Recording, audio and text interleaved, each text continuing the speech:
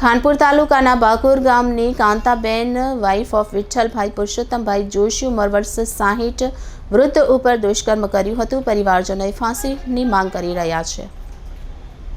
વિધવા કાંતાબેન વિઠ્ઠલદાસ જોશી તેઓ પોતાના ઘરે રસોડામાં રસોઈ બનાવતા હતા। તે વખતે જયંતિભાઈ ઉર્ફે કણિયો પરમાભાઈ બામણિયા કાંતાબેન જોશીના ઘરે પાછલા દરવાજાથી પ્રવેશ કરી કાંતાબેનને પકડી પાડી પલંગ ઉપર સુવડાવી દઈ જયંતિભાઈ ઉર્ફે કણિયો કાંતાબેનને દબાવી દઈને સાથોળના ભાગે તેમજ ગુપ્ત ભાગે બચકા ભરી અને ગુપ્ત ભાગે આંગળી નાખી ઈજા પહોંચાડી।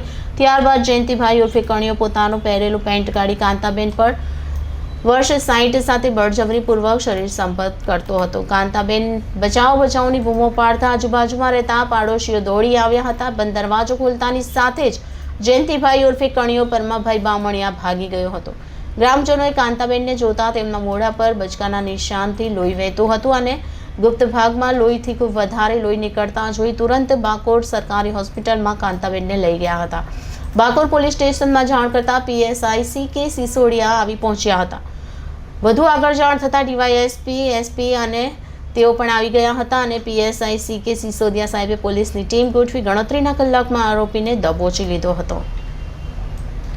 ગુનો નોંધી પોલીસે આરોપીને 2 દિવસના રિમાન્ડ મંજૂર કર્યા છે અને આરોપી ઉપર 9 ગુના નોંધાવ્યા છે। આગળની કાર્યવાહી પોલીસની ચાલુ છે તો જોવું રહ્યું કે આગળની કાર્યવાહી બાદ પોલીસ શું પગલાં લે છે। પરિવારજનોને મળતા અમને પરિવારજનોએ જણાવ્યું કે આના 1-2 ગુના નથી, આવા અનેક ગુના છે। આરોપીને કડકમાં કડક સજા, ફાંસીની સજા થાય તેવી પરિવારજનોની માંગ છે અને તેમને પોલીસ ઉપર વિશ્વાસ છે કે પોલીસ અમને સાચો ન્યાય અપાવશે। Reporter Bharat Khant, City Gold News, Mahisagar. બેન, આપનું પરિચય કરાવો।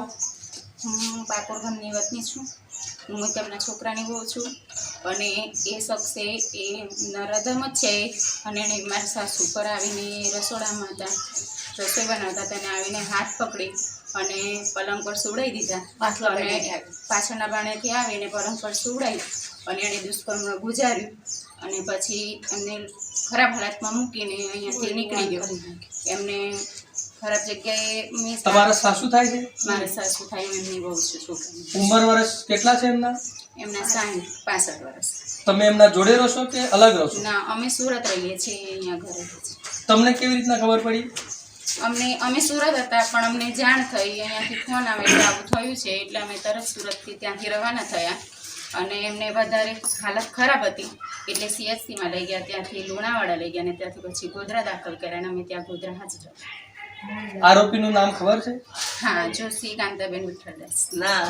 આરોપીનું નામ શું છે? એક જયંતિ ઉર્ફે અને કાણિયો કહેવામાં આવે છે। ઓકે, હવે તમારી શું માંગ છે, અપેક્ષા શું છે પોલીસ જોડે?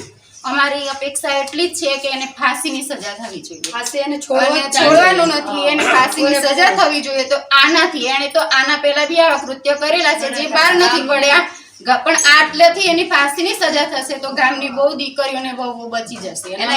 તમારી શું માંગ છે? એને એક અંગ કાપીને પછી લટકાવવો જોઈએ।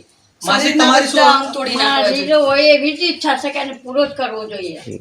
તમારી બેન?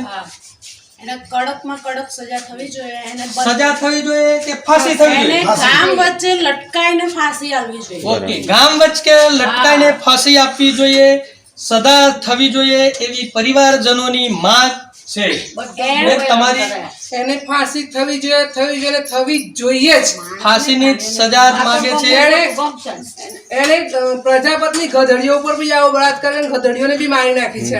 ઓહો, આ તો એવું જાણવા મળે છે કે આ એક પહેલાનો બનાવ નથી, આના અગાઉ પણ આવા ઘણા બધા ગુના કરેલ છે, આવા ઘણા બધા પણ ગુનામાં સંડોવાયેલ વ્યક્તિ છે અને પરિવારજનની એવી માંગ છે કે આને ફાંસીની સજા થવી જોઈએ। ફાંસીને આપી દો। કેટલી સ્ત્રીઓ આગળ નિર્વસ્ત્ર થઈને ઊભો રહે, એક સ્ત્રી ઊભી હોય તો એની આગળ કપડા કાઢીને જ ઊભો રહી જાય એટલે એને તો સજા થવી જ જોઈએ. સજા થવી જોઈએ. સજાને ફાંસી હા, એને ફાંસી એટલે કપડાં ફાંસી. ધોતી હતી, મને બોલી દીધો ભાઈ શું કરો છો? મેં કપડાં ધોઉં છું. પછી અંબાલાલ પર તો તમને કે પકડ્યો છે.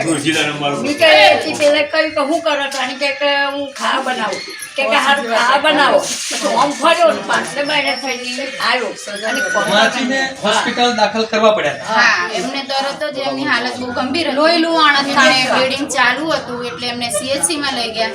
CHC માં થોડી પ્રાઇમરી ટ્રીટમેન્ટ કરી અને પછી એમને ત્યાં કોટેજમાં ખસેડવા કીધું એટલે કોટેજમાં લઈ ગયા અને ત્યાંથી બી એમને આગળ ગોધરા કીધું એટલે ગોધરા અમારે 2 દિવસ રાખવા પડ્યા.